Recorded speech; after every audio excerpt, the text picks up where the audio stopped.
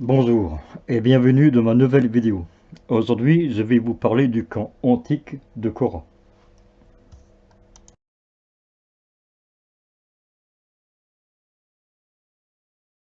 Le camp antique de Cora, de son nom complet camp de Cora Violocère, est un site préhistorique du Néolithique, de l'âge de bronze, du Liestat, puis un camp romain. Il est situé près du village de Saint-Mauré, dans le département de l'Yonne, en région Bourgogne-Franche-Comté. Les vestiges sont classés au titre des monuments historiques depuis 1971.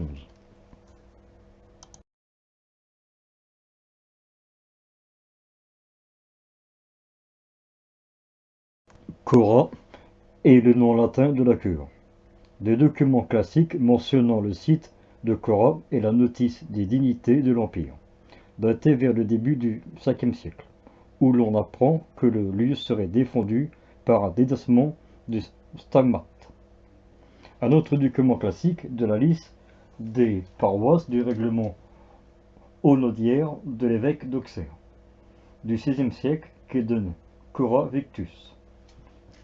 La colline de Ville-Auxerre les a appelés par ce nom sur un plan de 1787.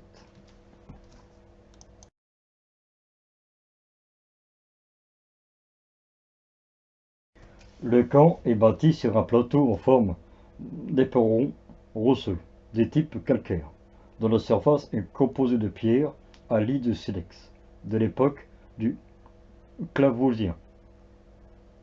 Ce plateau, vestige d'un mécréande fossile de l'Yonne, culmine à 236 mètres d'altitude et présente un dénivelé de 25 mètres, dans la direction du sud-est vers le nord-est, sur une distance d'environ 400 mètres. Après quoi il rejoint au-delà les contreforts du mont Mélus, sauf pour une longueur d'environ 220 mètres sur le côté nord-ouest. Les flancs du plateau sont entourés de tous les côtés par des escarpements à forte pente.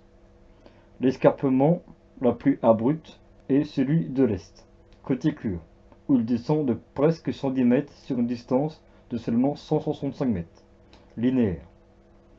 Les flancs sud et sud-ouest prolongent cette absurde brute par des pentes à peine moins marquées.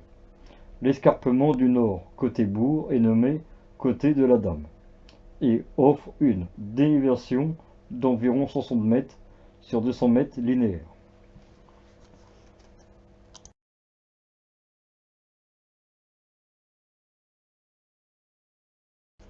Le camp est bâti en forme d'ovale, sur 600 mètres de long pour 400 mètres de largeur, ce qui donne une superficie pouvant être située entre 20 et 25 hectares.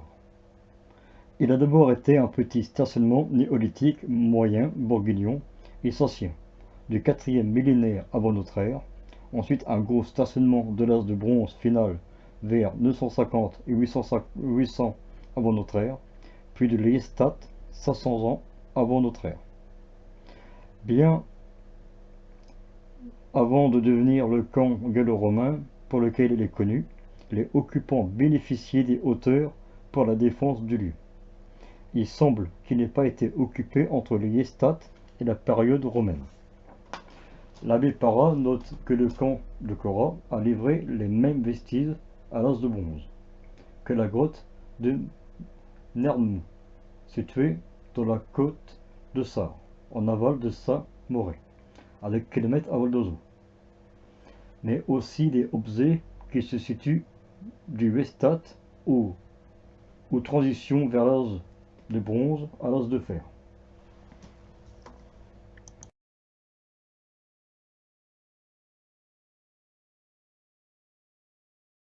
Après la conquête de la Gaule par Jules César et la pacification de ce territoire, il est nécessaire pour les Romains de maîtriser cette nouvelle province.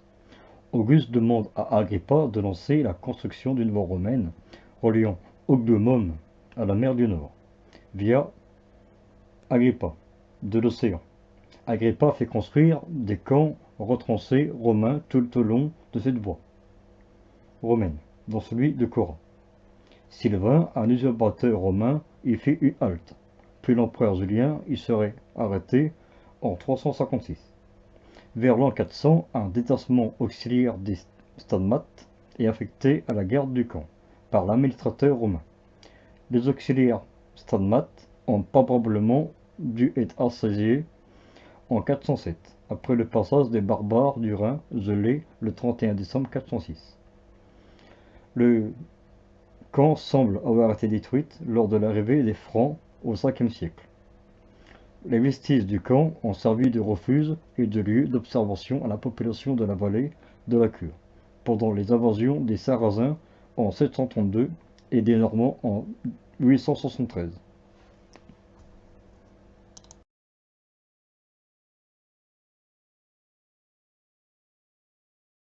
Ce débat a lieu à l'époque des premières explorations scientifiques des sites de Cora et des grottes de Saint-Mauré, particulièrement dans la grotte de Mernon et de sa remarquable collection de poteries de Liestat.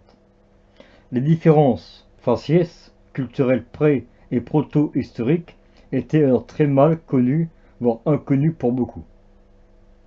L'historien Victor Petit affirme que les fortifications du camp de Cora pourraient dater du 8e siècle ou du 9e siècle.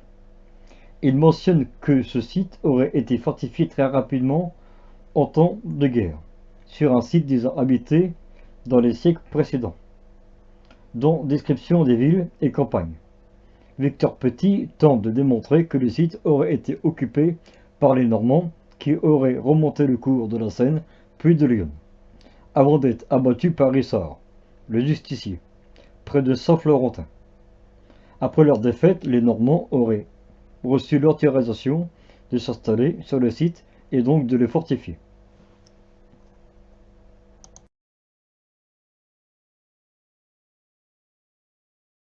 Maurice Prou rejoint en partie la théorie de Victor Petit. En effet, il admet dans la Gaule mérovingienne que les fortifications de Cora seraient de l'époque mérovingien, mais avec une inscription de l'architecture militaire romaine. Un numismate, Adrien Blancet, dans les enceintes romaines de la Gaule, soutient également la théorie de Victor Petit, datant les éléments du mur fortifié de l'époque du règne de Charles le Sauvre. L'archiviste de Lyon, Maximilien Quentin, a changé d'avis concernant la période du camp. En 1854, dans son calcul-terre de Lyon, il affirme que selon la notice de l'Empire, rédigée vers 401, le camp a servi de base au groupe auxiliaire Stadmates de l'armée romaine, dans la région sous le Bas Empire.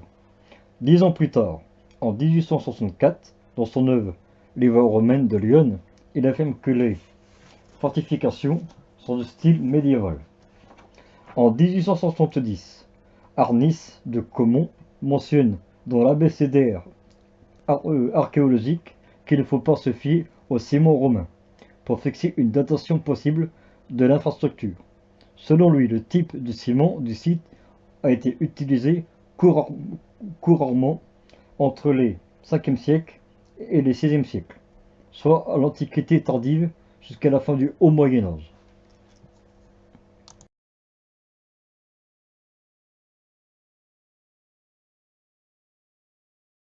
Le camp romain de Cora est un habitat fortifié, de type éperon barré, profitant d'un site naturellement densifié. Grâce à ses pentes escarpées, les hommes ont cherché à barrer le seul accès facile au plateau, d'une longueur de 200 mètres environ.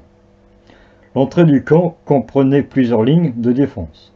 La première défense est la muraille de la ligne droite construite sur un hagueur long de 200 mètres, mesurant entre 3 et 7 mètres de hauteur et faisant 2,70 m d'épaisseur. Cette muraille en dénombre 7 demi-tours de défense, dont la principale mesurait 8 mètres, de diamètre composé de meuletons et de blocs de roche. Les fondations du mur étaient d'environ 30 cm de profondeur, et les remblais de terre servaient à maintenir le mur. Au pied de la tour principale de défense se trouve un chemin qui permettait l'accès au camp. En contrebas de la gueule, un fossé très irrégulier de 12 à 15 mètres de largeur a été creusé dans la roche. Il faisait 150 mètres de longueur sur 2 mètres de profondeur. Au-delà du fossé, un mur d'1 mètre de hauteur de grosses pierres semble avoir été élevé.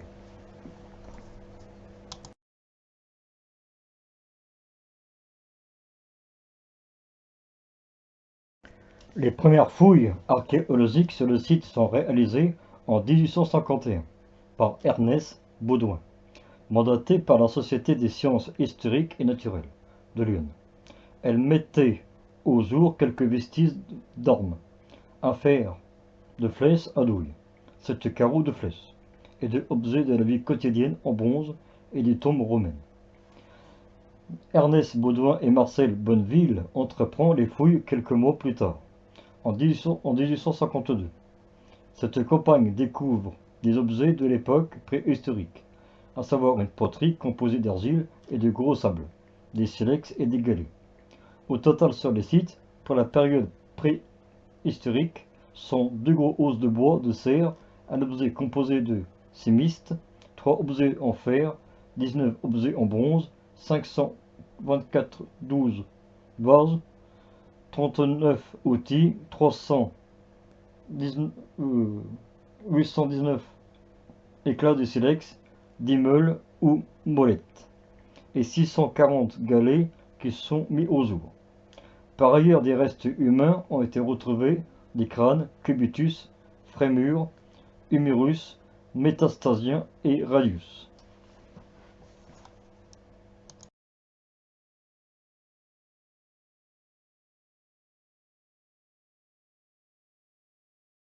D'autres fouilles archéologiques menées par l'abbé Poulenc à la fin du XIXe siècle révèlent des couteaux de fer, des pointes de javelot et des flèches, des médailles en argent et en bronze, dont un haste. Toujours lors de cette campagne de fouilles, de nombreux éléments appartenant au domaine de la numismatique sont découvertes, à savoir de nombreuses monnaies romaines en argent et en bronze, de l'époque des empereurs Tarzan, Adrien ou Marc Aurèle. Des pièces de monnaie gauloises sont également découvertes, provenant du peuple des Lingons ou celui des Hédiennes. Une pièce de monnaie en argent plus tardive, 8e siècle, datant de l'époque mérovingienne, a été aussi mise à jour lors de ces fouilles.